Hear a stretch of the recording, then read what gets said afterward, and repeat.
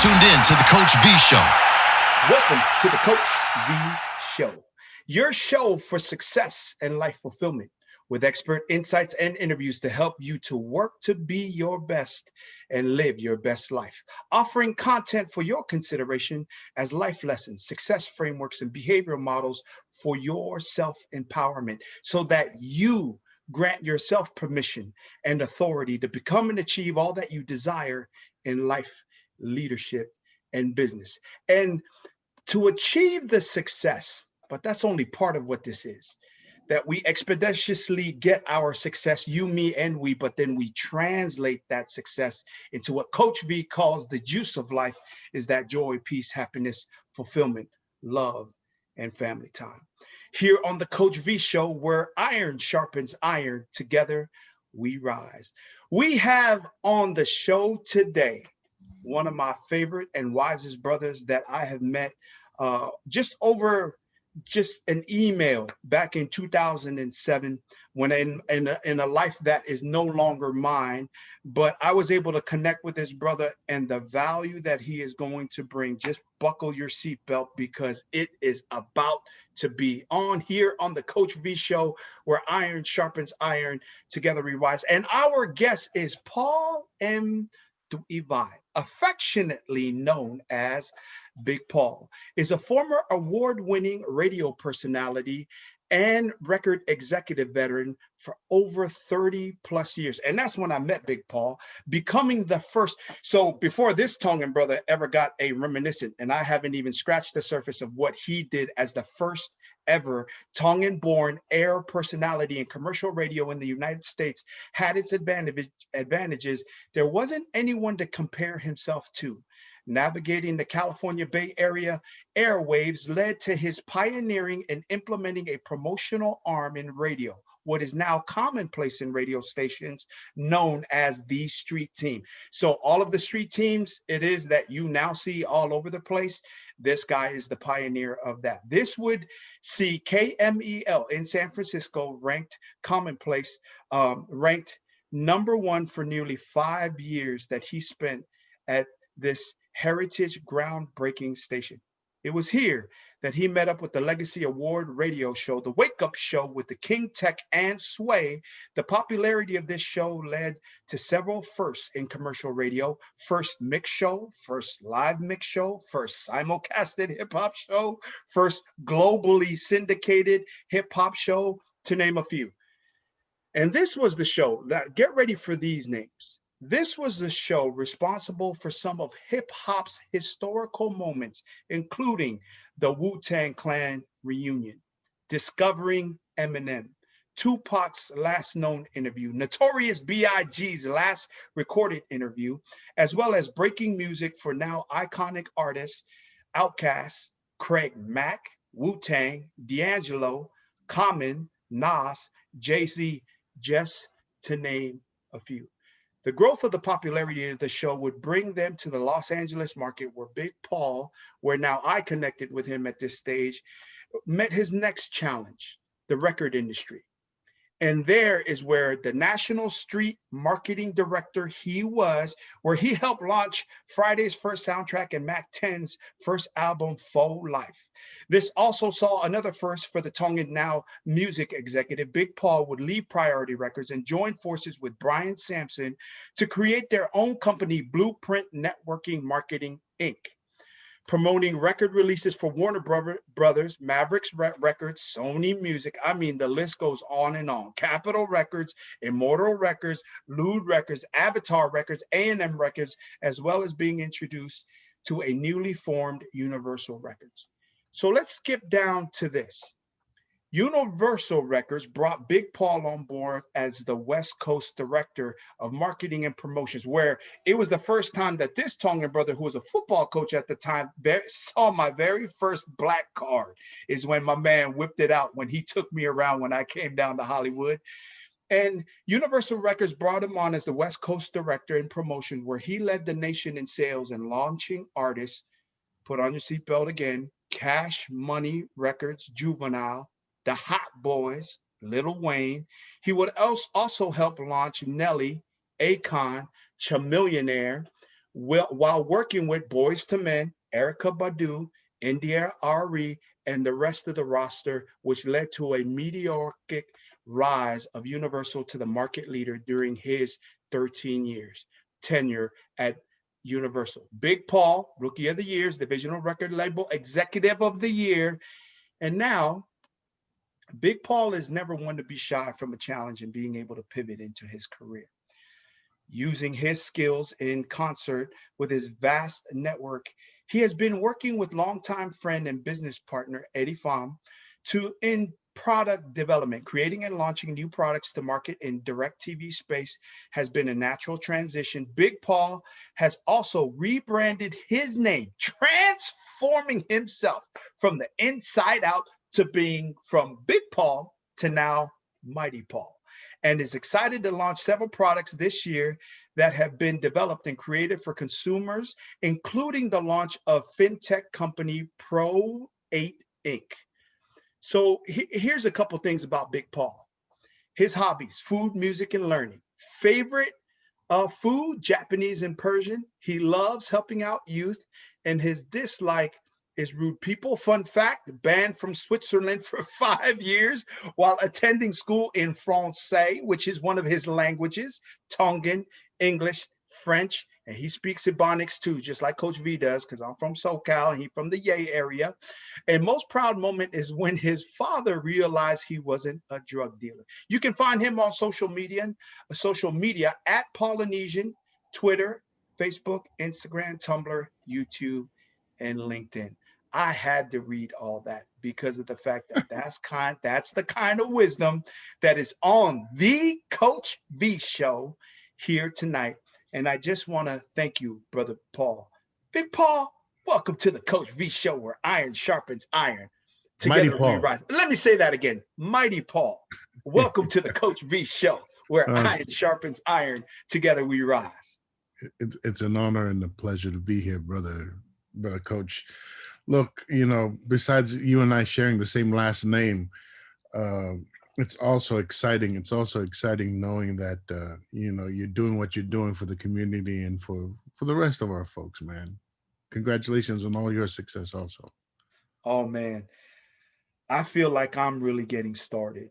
But you having the willingness and setting aside some time to be a feature, because I have to bring, if I'm going to bring stories from the NFL, which is coming, and all these artists that are coming, billionaires, millionaires that are coming, I would be remiss, because you were the first person that really started talking to me in this way, like for the people, because this is what we do.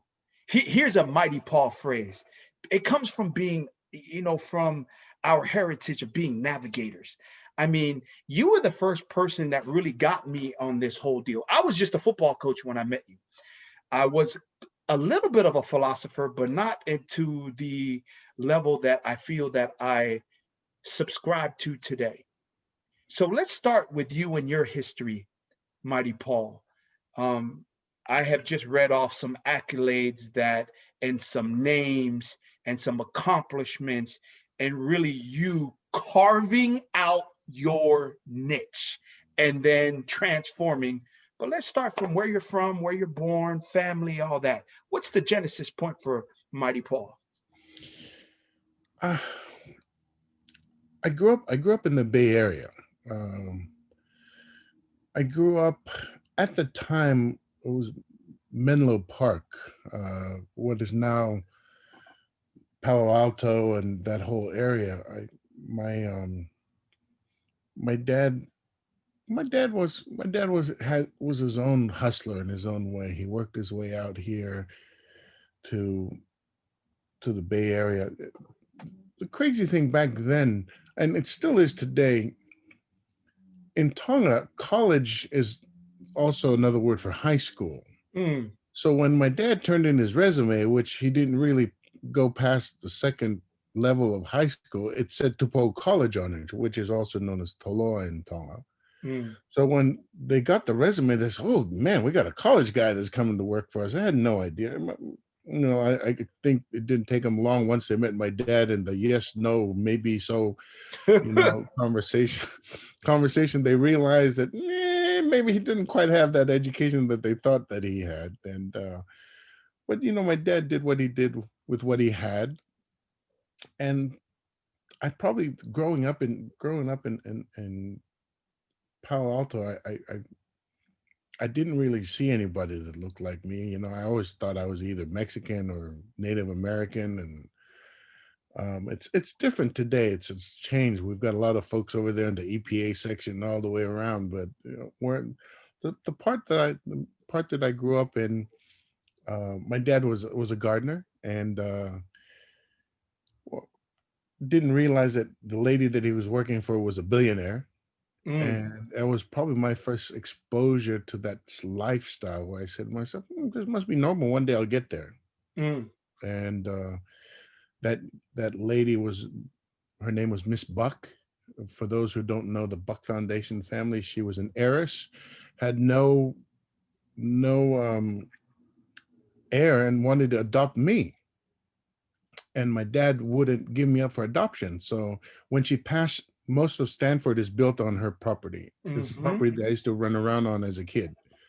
So, the new section of Stanford back then, when Miss Buck died, it's, I probably should Google it and find out. But yeah, that was kind of that was my beginning. And then at the age of 7, I returned back to Tonga. My parents told me we were going back to learn the language and the culture.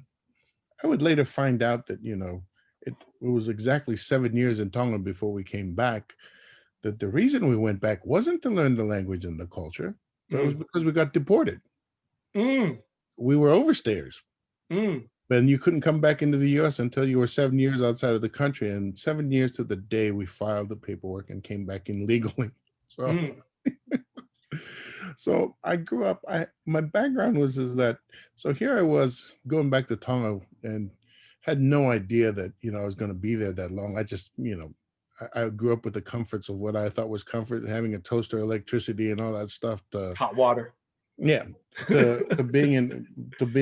to literally being in a Tongan fale back in Tonga, which was a hut, no electricity, sleeping on the floor, and it built a lot of character. And I think from there, being exposed to one end to the other end gave me the perspective, like, look, anything's possible if you just. Obviously, she got her wealth somehow, and Mm, the things that I wanted to have in life. So it was just a matter of me figuring out what that was. So luckily for me, I had parents that were encouraged. They constantly encouraged you to, they wanted you to do things your way, but they kind of sprinkle it with a little bit of their ways. right, right. So I would spend another. So my first 7 years were here in the United States. The next 7 would be in Tonga, and then when I returned, um, I did my high school here in Northern California. What high school, Big Paul? What I high went to school? I went to Sir Francis Drake High School. Oh yeah. Sir Francis Drake up in San Anselmo in Marin County. We moved back and we're in Marin County. Um, Again, one of only 2 coconut families that lived. I use the term dearly, the coconut meaning of Pacific Islander. There was the Tuatanga laws were there, and we were the only other family that was living in Marin County at the time.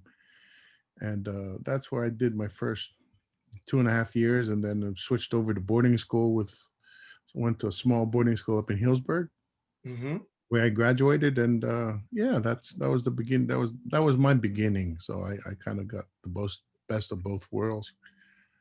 Um, yeah, so I I call myself a Bay Area kid, so I'm still Bay Area kid at heart.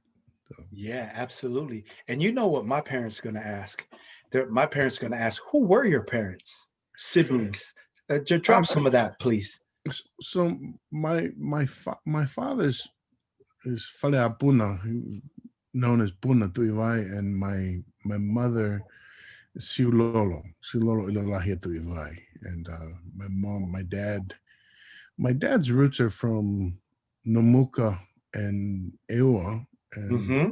my mom's side would be from the Niwas and Hihifo, Niwa, Ha'ano, and Homa. But we lived Masila Man, but we lived in Fasi growing up. Or she grew up in Fasi.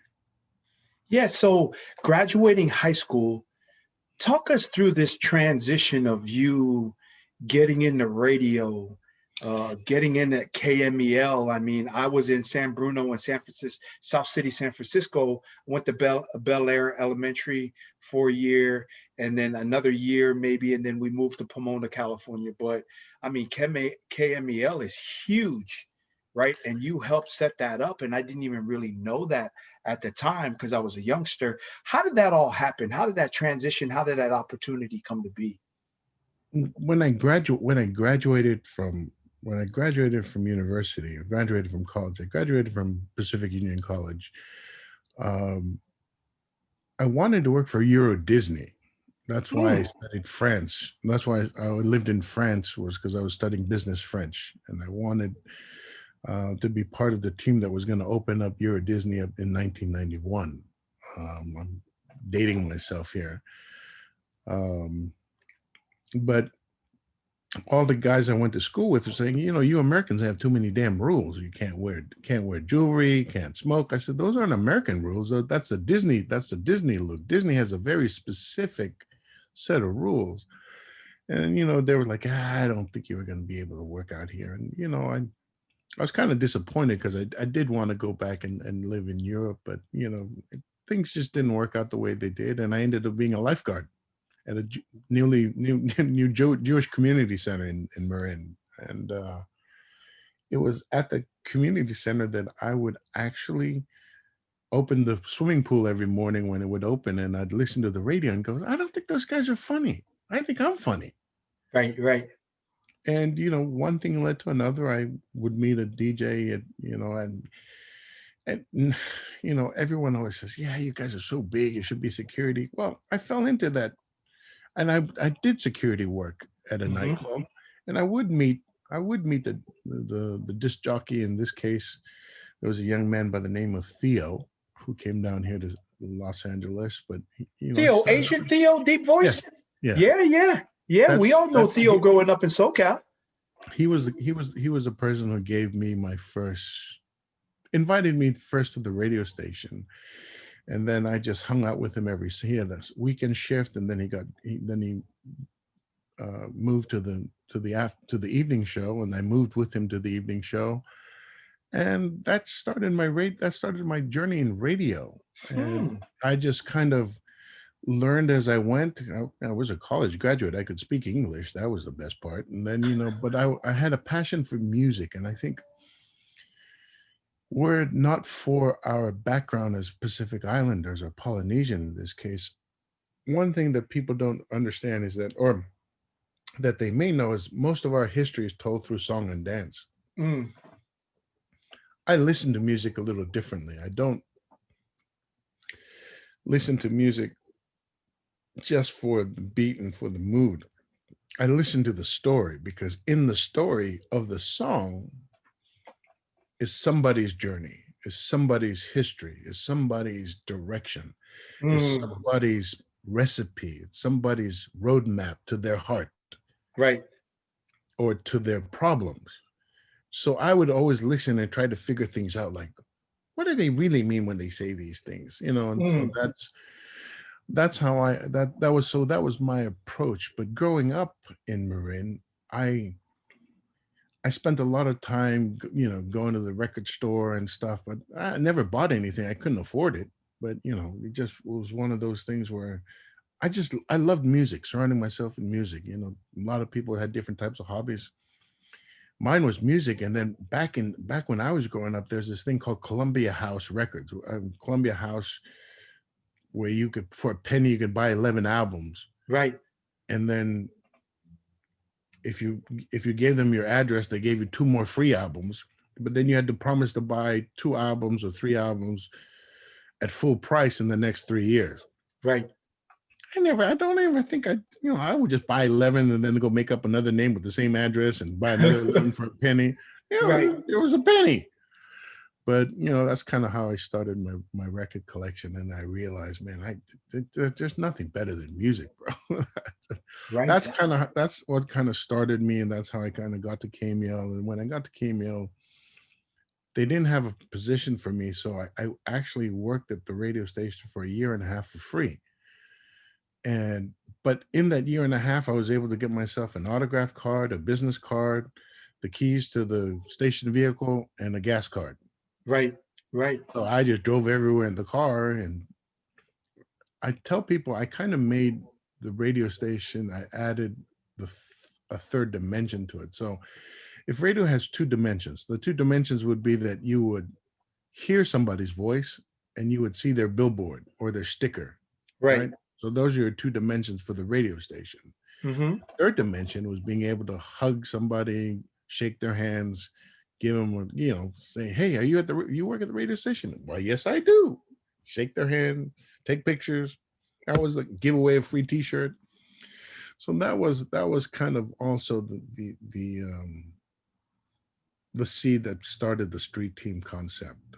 I mean, we had a brand new program director that came down from Chicago, and they had done a similar program in Chicago, but there had never been anything on the West Coast, or let alone in the Bay Area. And he said, maybe you could run that. And that's literally how I got my first paycheck. But now I'm 3 years into working at the radio station, and life was good, man.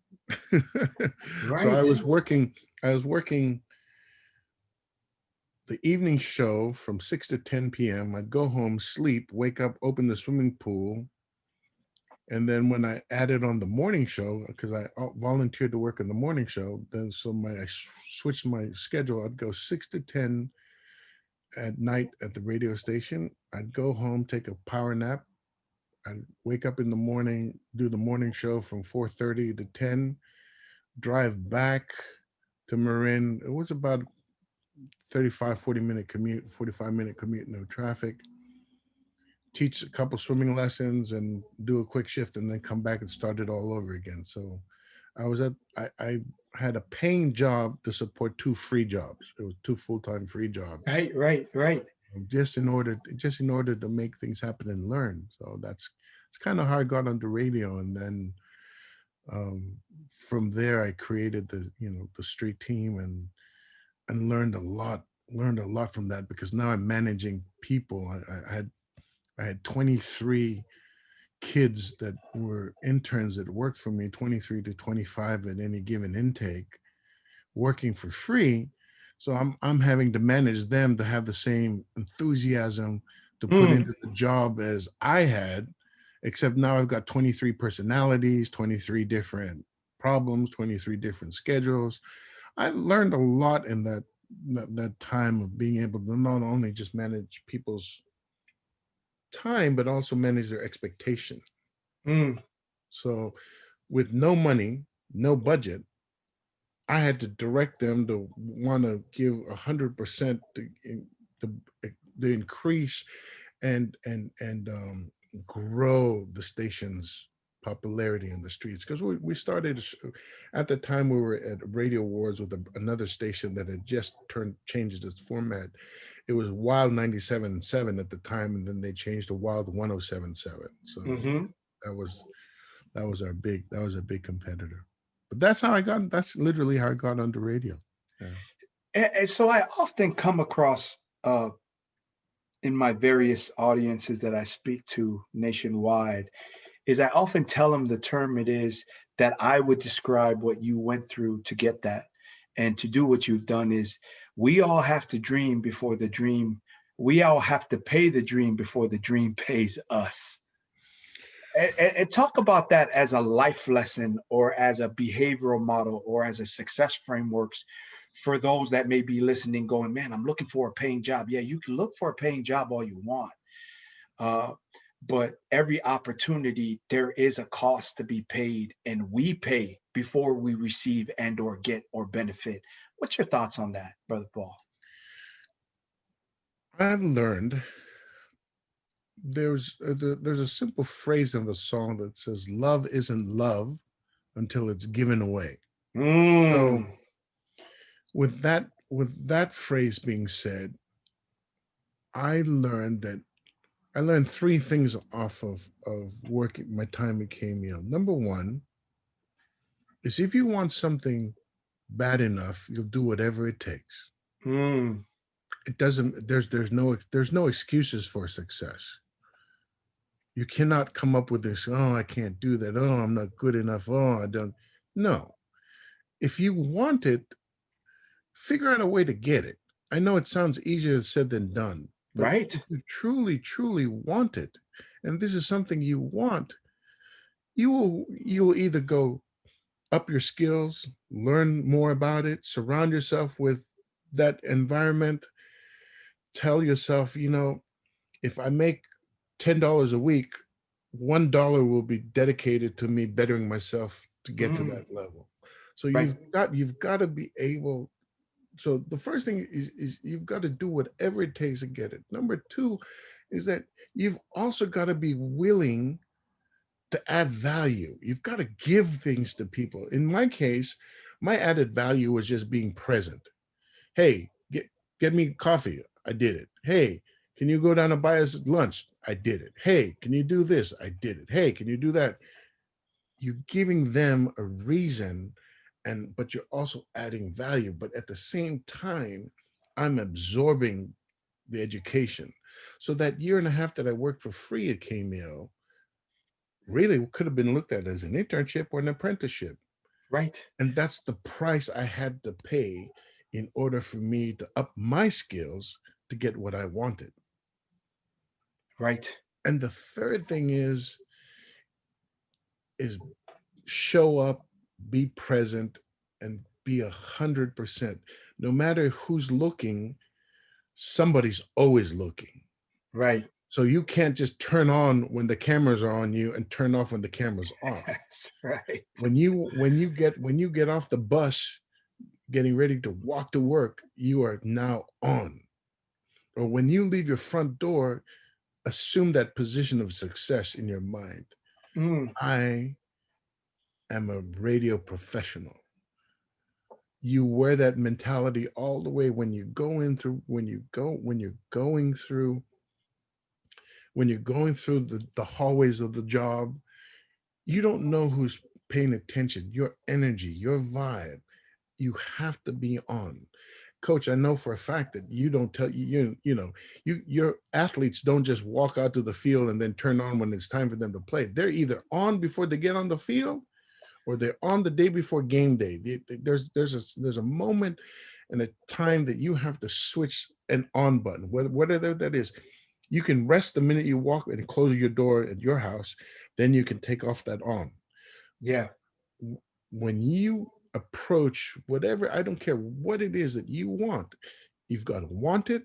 You've got to add value by giving of yourself. You got to give anything in life that you want. You've got, if you're not giving, you're not going to receive anything. It's the law of the universe. You've got to give to receive. Mm. Whether you're giving your time, whether you're giving a smile, whether you're giving a helping hand, whether you're even just showing up and giving somebody a shoulder to bitch on or Right. cry on or lean on. That's part of the giving part. That's part of the cycle that a lot of people said, look, well, what do I get out of it? That's the wrong That's attitude. right. That's the wrong attitude. If you show up to work and you think, well, I'm not going to do any work. The minute the boss leaves, everyone else is fucking around. So am I. I'm going to join them. No. Right. You agreed that you were going to do your best the minute you said, I'm going to take a job. Damn it. If you're a French fryer at McDonald's, you better make sure those French fries are done correctly. It Mm. doesn't matter who's buying, it doesn't matter how busy it is. Look, the French fryer, if it's done in a minute and a half, don't pull it out at a minute 26. Now you're cheating the customer 3 seconds, which would have given you the ultimate result, which who knows? But they're expecting a standard, provide that standard. If somebody comes to you and says, look, I need a plumber, give them the best plumber you are at that moment in time. That's what they're expecting. That's what they want. That's what you will be compensated and rewarded for eventually. Yes, sir. Yes, sir. So what is it? Because ever since I met you, you've had this leader, influencer, boss vibe, especially because, I'm 5'10" and a half, just under 230, 229 now. When I met you, I was about 220. I mean, you're just a big cat. Uh, so what was that vibe um, that created the connection between you and Theo, right? To then now grant this opportunity. Some people talk about it of an eagerness and a willingness to learn. What was that initial vibe that created a connection that he went from one show to another, you followed, then things started to make way for you. You built a reputation that you could be trusted and people can rely on you, that you bring value. But what was that vibe initially for you that you would self subscribe and define yourself as of what kind of vibe and attitude was that? Just being present. If you're not present, then you're aloof or you're asleep. Or there's people say you don't be asleep at the wheel. Yeah, right, Being right, asleep right. at being asleep at the wheel doesn't necessarily mean physically asleep. You could be Mm, mentally asleep, emotionally asleep, spiritually asleep. You have got to be alert at in all times of what you. So showing up and being present. So now the pivot for me in my radio career was, I I went on a I was fortunate enough to go to an event, and at the event I ended up helping one of my fellow radio staff members, and I didn't know who he was. This is how I met Tech. mm, And then he came back and would ask around, who is this guy, man? Well, he helped me out of a hard situation. That was just me being present. mm. It would lead him to say, hey, what else do you do? I said, I like to ski. So I set up my first ski trip. I went out with them on a ski trip. And it was from there that he came back and realized he lost the keys on the ski slope. By the time he came back to look for it, I'd already called a locksmith. I paid for a locksmith to cut the key because I wasn't going. Look, I'm a Tongan man. I'm not trying to freeze in no snow. So when he Right, came right. back, when he came back and goes, "Hey man, what happened?" I said, "He goes, did you find the keys?" I said, "No, I just went ahead and cut a set of keys so we could get out of here." I think that little initiation, that initiative of doing something rather than waiting on it, people, was what caught his attention. And that's when he offered me a job. Because, man, I don't know what you do here at the station, but, my man Sway and I are going to go to LA and we'd love for you to be a part of our team. And that's when he made a promise to me. He said, look, I have no idea I have no idea what's going to happen or how much we're going to get paid, but I will promise you two things. You'll have a roof over your head and food in your stomach. Right, Good enough for me. I walked home. I said, Mama, I'm going to LA. She said, going to LA? What about your job? right, right, right, I got offered another opportunity. How much they going to pay you? Moms and dads, all they wanted to know is who's paying the bills. right, right. I said, I don't know. What do you mean you don't know? Is this one of those things where you work for free again for another 4 years? And I said, well, Right, it right. might. I said, it might be. It might be. But I just felt like it was the right move. And, the rest is history. My brother Sway just got um, inducted into the Radio Hall Hall of of Fame. Fame Yeah, I saw that. at last the class of 2020. He's gone on to accomplish big things at MTV and stuff. And it's those moments. I mean, you asked me what it was, the vibe. The vibe. There really wasn't any vibe other than, first of all, I wanted to survive. I didn't want to freeze my ass off on the ski slope, Right, which kicked me into being present and pivoting and finding how to solve the solution. My solution here was that I didn't want to freeze my ass off. right, That's why I did what I did. I'm going to be honest with you. It wasn't because I was trying to impress anyone. I right, wanted to get in the car and get off the damn mountain. right, right, A right. Tongan is not supposed to be up in the mountains. No, no, no, no, no, no.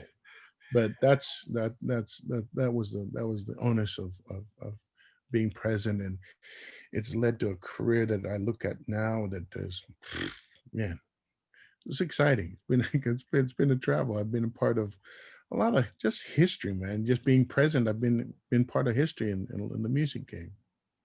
Yeah, so that initiative in my first, Big Paul, Mighty Paul experiences, being down there in Southern California on a recruiting trip, and you talk about the initiative to now building into this reputation.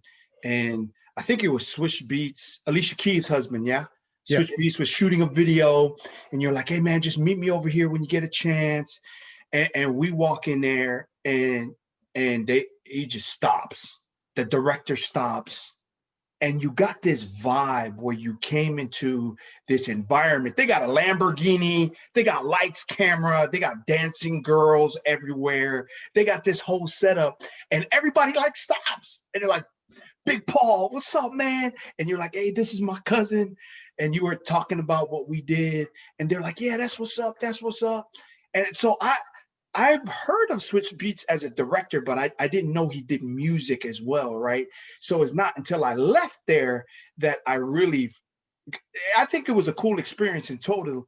But then, it's like, oh man, that's who Switch Beats is. Because I'd never seen him in front of the camera. I've always heard of him as the background guy, right? As a The producer, guy absolutely. producing everything, right? And then, so, I mean, how did this whole like persona of Big Paul, whether I talk to people in Australia when you were down there or when you're here, and that people return your call.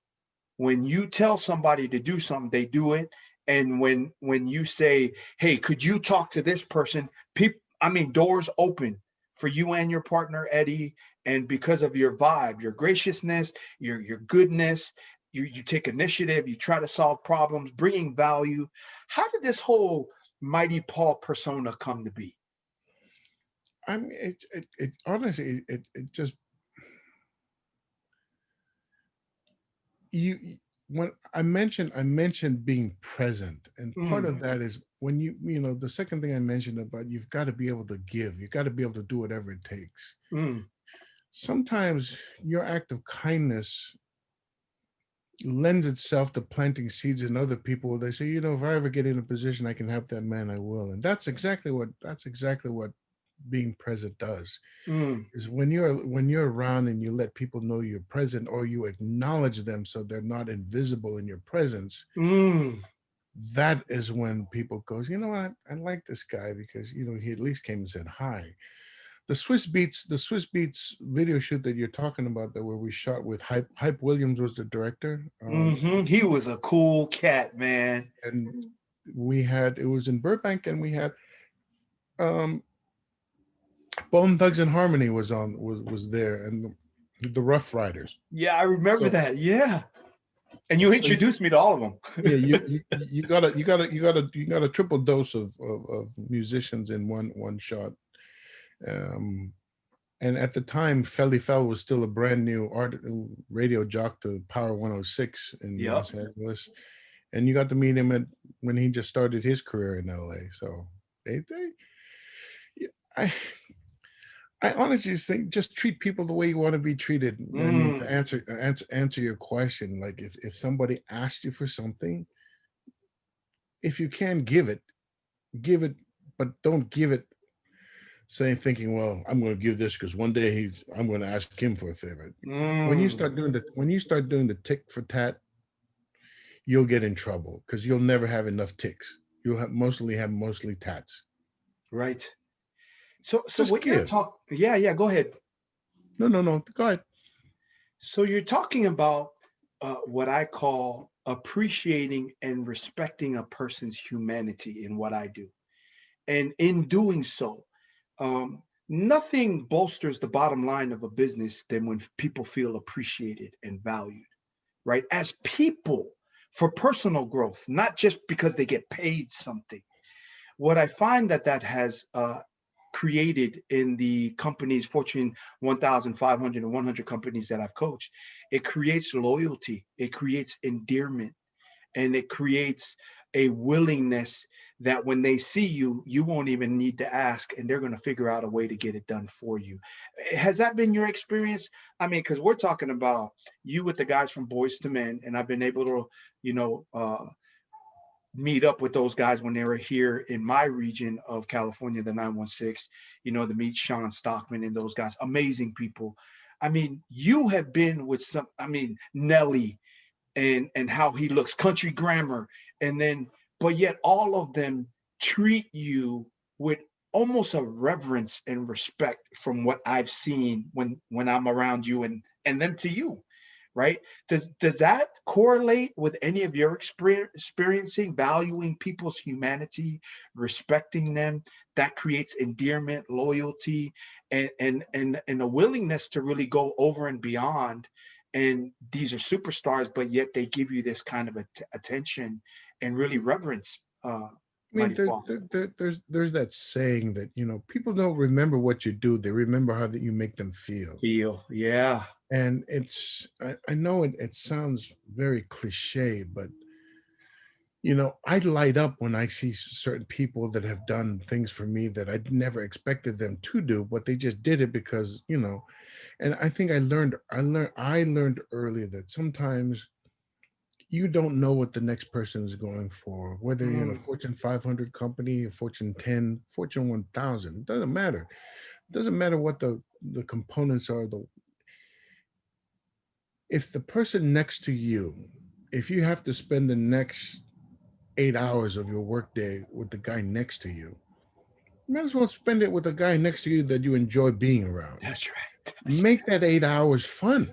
That's right. And the only way you can make it fun is by figuring out the guy next to you in the cubicle next to you or on the bench next to you or the desk next to you is look at him and say, man, what can I do to help this guy get out of that ugly frown face? Because everyone has that person in the office. When you walk in, they just got that look like, don't talk to me right now, I'm busy. That's right. Right. Walk up to that person and make sure they see that you see them busy. Hey, I know you're busy, but eventually I'm going to make you smile. Keep going.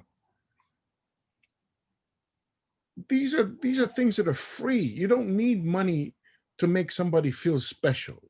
Right. You don't need what you need. All you need is a willingness to make a fool of yourself. You can't take yourself so seriously that you can't stumble in front of somebody. Right.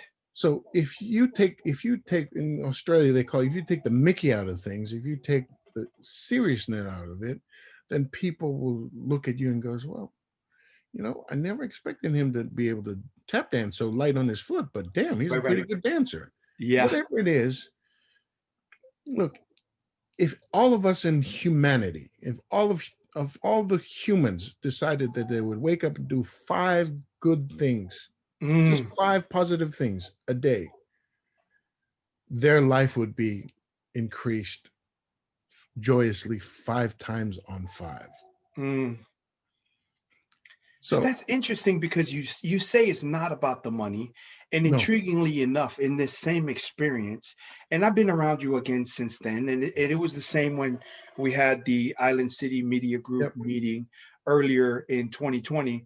It's like you and Eddie and me, it's like we will pay. It doesn't matter. No, the meal's on us, right? And then you're around millionaires and these high-profile people. And you just whip out the black card and you're like, nah, I got this. And everybody can pay. It's not like, it's like people are not hurting for money. But then they're also so gracious in their giving, not just making people feel valuable, as you talk about, hey man, make sure you bring value, right? But then, and they have their own value, but they're willing to spend money. And you're just like, you whipped out that black card and you were just like, nah, I got this. And then I was like, no, hey, Big Paul, you told me this was awesome, man. You're like, nah, put that away. You just said it like that. I mean, that just it's rare that people talk about that's rare, but really, like for us, when we roll around, I returned to Boise with the crew I used to be with all the time. Man, people are like fighting over the freaking bill, right? and people want to do for other people. I haven't, when people say, man, you don't find that often. I was like, man, I don't know who you're kicking it with, because when I kick with the people I kick it with, we really would help each other like that. What's your thoughts on that? It's that's a little different because our DNA is also different as Pacific Islanders, as Tongan specifically. There's a thing we call mafana, and that mafana, or that warmth, that shallow, is not something that a lot of, I'll give you an example. A cousin of mine was working in Germany, and he was there for a scouting trip with Mark Burnett's film crew doing for Survivor. They had a layover, and he just randomly walked up. Next thing you know, he comes back with 3 guys. They sit down, he feeds them, and then they leave. And everyone's going, "Who are those guys?" Because I just saw them. And so, what made you invite them to eat with us? I said, I could tell they're from my region. They were a Fijian, a Samoan, and a Niuean. Right. They didn't ask for anything. They said, "So you just feed people like that?" He goes, "Look, what we have, we share. And if we don't have anything, then we smile. A smile is free." That's right. But That's right. If you have the ability, and I think in our culture, the one unifying component in our culture is food. It's the one time that everyone's brought together. And who gets mad over eating? You're an idiot. Real talk. That's real talk. When your belly's full, your spirits are high, magic happens. Right. So in this case, if there's any way you as a person can add value, whether it's, writing them a note, I go back to the free thing, because a smile is free. Right. And that's probably one of the cheapest, most expensive, most appreciated gift we receive for free. That's right. So let's talk now. These projects you got going on now, multi-million-dollar big projects, comfy, these blankets, and all these other things. What can you give us an inside view on what you're working on now? You taking this wealth of knowledge, and so you have some amazing industry knowledge, and the people that you know in the music industry from your past job and really your expertise is one of a kind, right? But now you've taken that and you've transformed it into this now. What is that this? For me, ever since I started realizing what I can do with money, I realized that if you don't have a purpose for where you're going to spend your money, then you are just a nomad of, I don't want to say shallowness. You're a nomad of, you're drifting in the workforce with no purpose other than to make money. I tell people that going back to giving of your time and yourself. So if you're doing it because, number one, you're passionate, or that's your passion, or that's something you really want, the reward scale is different. If you make no money today, you make no money tomorrow, you make no money 3 years from now, but in your 4th year, you make $4 million. You have to look at it as, I make $1 million a year. It just came in one lump sum. But most of us get to year 3 and then we quit, because, now all the noises, "Oh man, you're still doing that? Last year you were doing that. 2 years ago you're doing that. Why don't you get a real job? Come and do yate with me. Come help. Real talk. Come. Let me show you how to make an earnest living. Come. You're still working for free, man. Come on, man. You have an education. You've got this.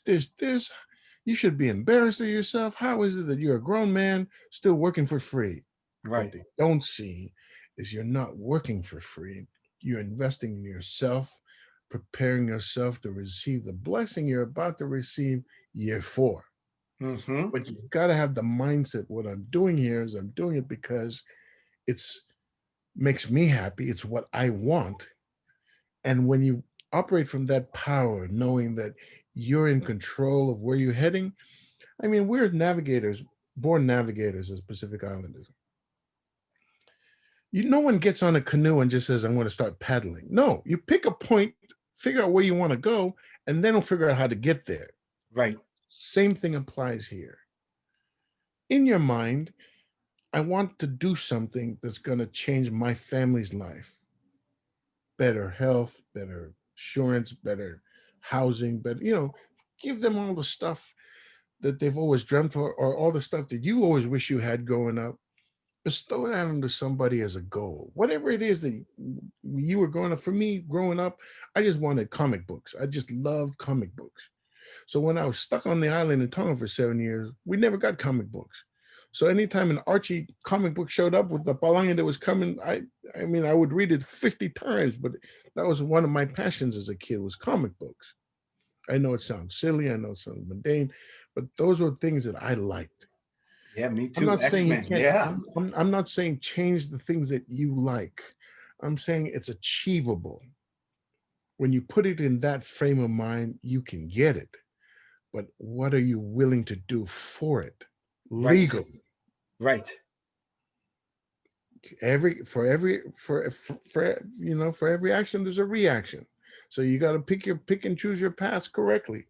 But you can do it. So going back to the question you're asking me, so what am I pivoting? What am I working for? What am I doing? My goal has always been, since I made my first real check, is that I'm going to go back and change the culture of Tonga. I'm going to actually rebuild Tonga. One of the things for me, Tonga is the most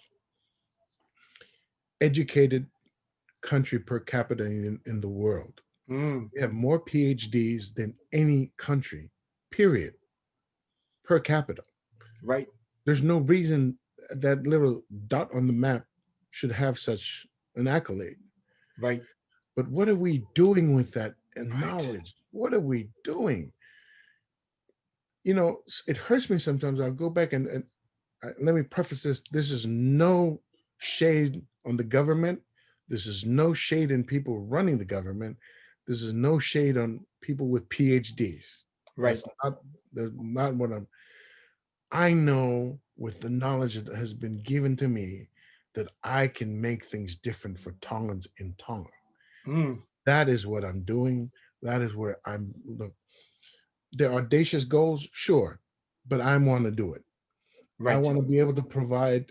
I want to be able to provide electricity for every single child that wants an education. There's no reason why somebody can't have electricity to charge a laptop so they could do their studies. Right. There are places on the islands, different parts of the islands, that still have it's too expensive to have electricity. Right. I need to make sure that if I'm going to have Tongans go to the next level, they need the basics. I need to make sure that the kids have access to electricity. I need to make sure the kids have access to free internet. I'm going to bring free internet to the kingdom for students. I don't care if, as long as you're a student and can prove that you can maintain, the teacher will give you a token that allows you to get on the internet. That's another thing I want to do. I want to eradicate diabetes in the South Pacific region. Oh, yeah. This is another thing. So these are just some of my simple goals that I'd like to see happen. There are other stuff that I already have in the paperwork, in the pipes, that I can't really speak about, only because I don't want people to. There's certain things that you just can't project without everybody putting their 2 cents. Yes, sir. If you told somebody today that you were going to build a house, everyone has an exact. Everyone's, I could give you this paint, this. Yeah, no, yeah. I don't. When I'm ready to ask for help, I'll ask. But at this moment, it needs to stay focused. So that's my why now. For me, as a Tongan, is I'm ready to give back to the island that gave birth to my parents. And it's not anything for a legacy. It's just I feel that the next Steven Spielberg is going to come from Tonga. The next great actor is going to come from Tonga. The next great engineer is going to come from Tonga. This is how I think. The next guy that's going to change the world is coming from Tonga. When I think of that mind frame, I work that much more harder because that person who hasn't been born yet that I know one day is going to change the fate, change or eradicate diabetes needs to be found. And in order for that person to be found, I need to make it easy for that person to be able to come to the surface. That is pretty audacious. So it's interesting, right? That you would come on the show and not talk about all of these, because I know all of your projects that I'm hearing about that are making this and getting licensing and doing all that. And then for you to really get to the heart of the matter of what you're really about and your why, I just really appreciate that you would share that. Anything else? Go ahead. All of those things are all vehicles to achieve the goal that I have. Right. The I'll give you a quick example, and I'll leave it at this. So Okay. I put it out there that this is what I wanted to do. A dear friend of mine is currently in UAE, in Abu Dhabi, in Dubai. I connected with officials out there. In less than 2 days, he was able to raise an insane amount of money for Tonga. And Right. when I mean insane, it's more than we have in the Tonga National Reserve Bank. Wow. That's making moves. Brother Paul, that is making moves. But I can only tell you that what I'm about to bring into the region is not only going to change the culture. When I don't want to say culture, because culture means I'm trying to mess with our history. No, Right. maybe I should use I'm trying to change the mentality. The Right. And current definitely the mentality. trajectory of, Yeah. of where we're going. Is it not true? 100%. And I think just by simply putting Tonga on a path that will allow itself to move beyond where we are right now, it's going to take somebody like me, and I don't mind putting it on my shoulders because I want to do it, and I'm going to do it, and I believe I'm going to do it. Now this is probably the latest element I've added into my three that I shared with you earlier, is you have to add a sense of belief in there. Mm, You got to get rid of the word. You got to get rid of the word hope. right. Hoping is not a plan. Yeah. Hope doesn't put you in the driver's seat. Hmm. Believe, the word believe puts you in the driver's seat. That's right. We can pray. Absolutely. We can pray all day. We can hope all day. We can wish all day. But until you believe, it's not gonna happen. Man, that's awesome. And I really appreciate that you would put that out on my show, because we're getting some traction and things are moving. So this will move around, and people are going to hear about it. And I, as well as I am sure every Tongan that is going to be hearing this, either broadcasted, the Coach V podcast. It'll be the podcast number 2 when we launch in 2 weeks from today.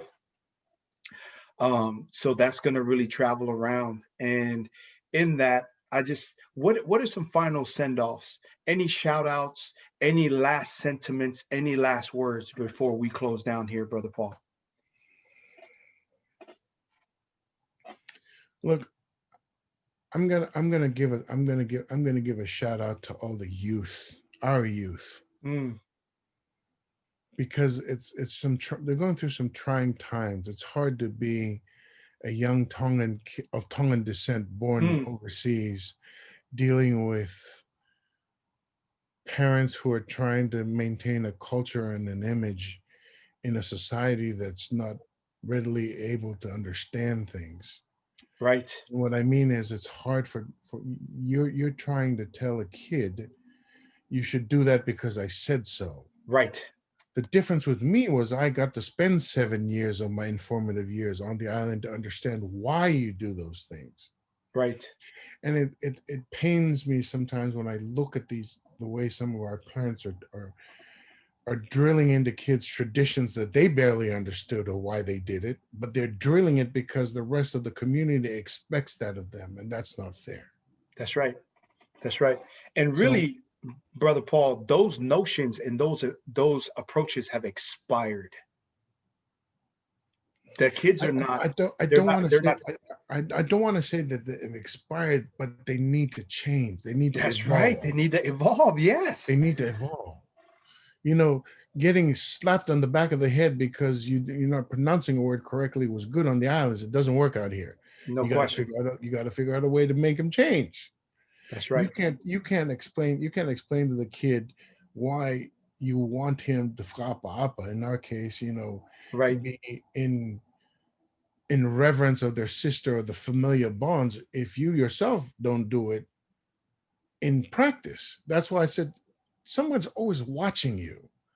Right. Even your kids are watching you. So if you're that father that slacks off when the kids are present, you're not being present as a father. You're now just a father when it suits you to be a father. No, a father is a 24/7 job. That's right. Yes, sir. Yes, sir. It's not something you turn on and turn off. When you decided you wanted to have kids, you got to be there for them. You got to be present. And I'm not dissing anybody who has a single mom or is not living. I'm just saying, if your kid is being raised by somebody else, make sure that they know that you still love them. Amen to that. All right, welcome to the Coach V Hot Seat, Brother Paul. Here is what I'm going to do. I'm going to say a quote or a Coach V quote. I'm going to give you a framework or a formula, and I would just love to get on your take on it. You good to go, Brother Paul? Come on. Let's say iron sharpens iron, together we rise. What does that make you think, Brother Paul?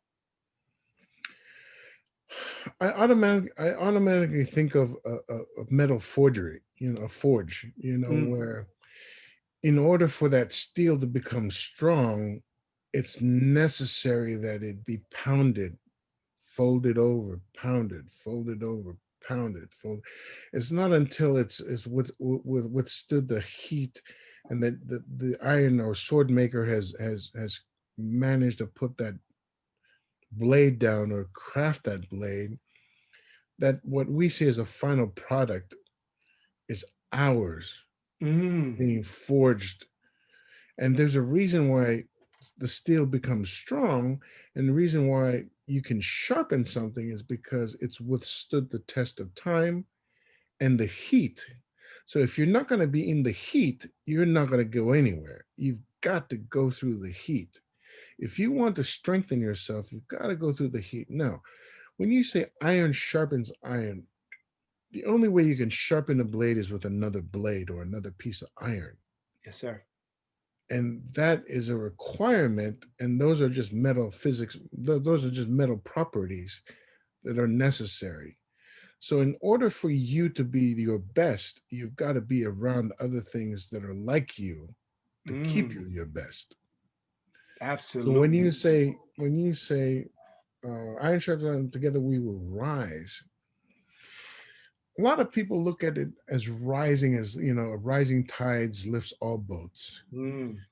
But when I hear you in this context, what first came to mind is that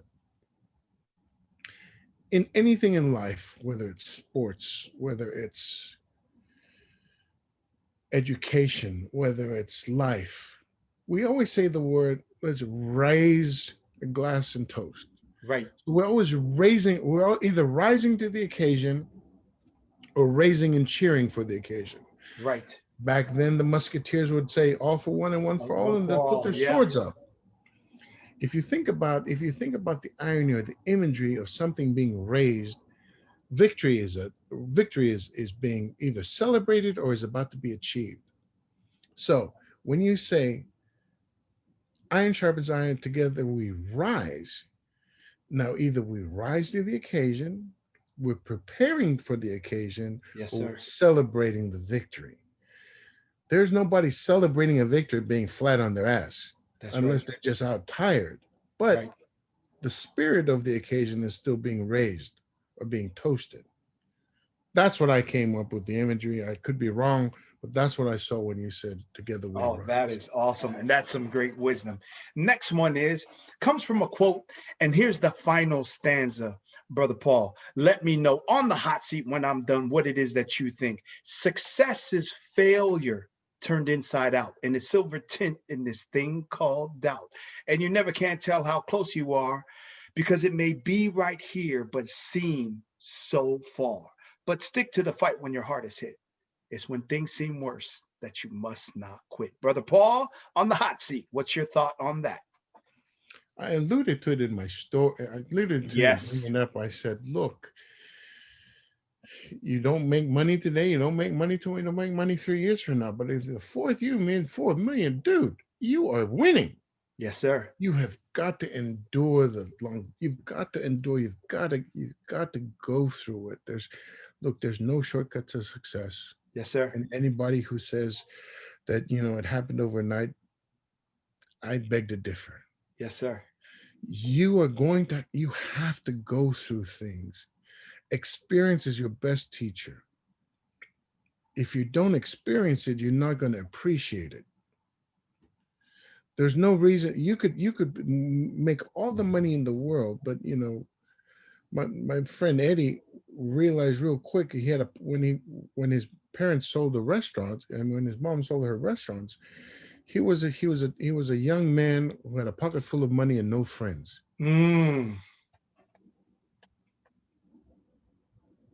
You've got to make sure that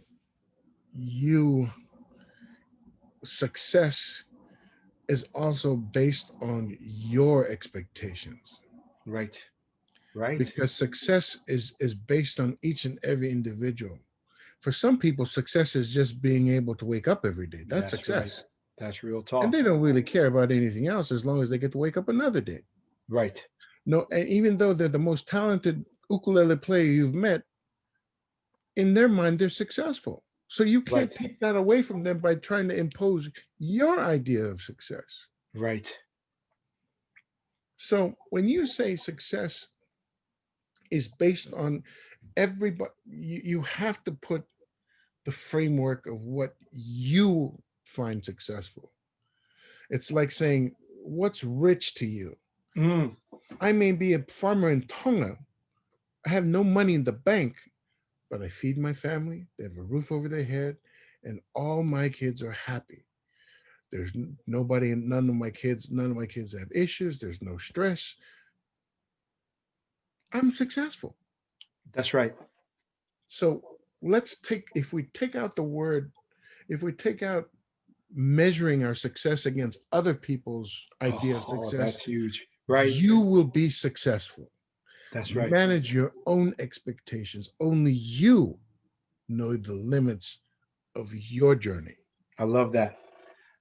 I love that. And here's the last one. And let me remind the audience, here's what Coach Paul, Mighty Paul Tuivai, here are his coaching points from the segment, from the entirety of the show. One is, do whatever it takes for success. No excuses. Number one.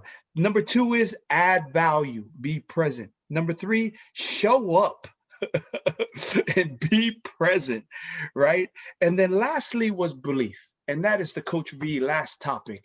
When you talk about belief, I have a Coach V belief code that I have the kids in my foundation memorize, as well as I challenge my clients, my success coaching clients, who are already very successful, just to remind and put in the forefront of their mind is this. Brother Paul, what is your thoughts when I say I believe in me, what I believe will be? Respect all and fear nothing. I will not be bullied and the bully will not be me. I believe in me and what I believe will be. Your thoughts, Brother Paul? The statement you just shared is an incredible compass anybody can use. Anyone can use it. You have to believe. Yes, right. There's other beliefs. Some people believe in Allah. Some people believe in Jesus. Some people believe in Buddha. Some people believe in the atmosphere. Everyone has a belief. but your statement of believing in yourself Self. That's right. is very, very, very, very important, because it starts there. Mm. It starts with the belief that I believe enough in me to know that this is what I can accomplish. Right. And I know it's often hard for us to think, well, what if I don't want to accomplish anything? Well, then find something to believe in and then tie your boat to it. Mm. Because if you don't tie your boat or your belief to something, then you're just going to drift. And you might miss the opportunity that was always yours had you decided to figure out what you were going to believe in. That's right. That's right. So, thank you, Brother Paul. That is the end of the Coach V Hot Seat. Wishing everybody out there joy, peace, happiness, fulfillment, love, and that you prioritize the people most important in your life, also called family time. This is your boy, Coach V and Mighty Paul, wishing all of you out there one love, mad respects, live it. Peace.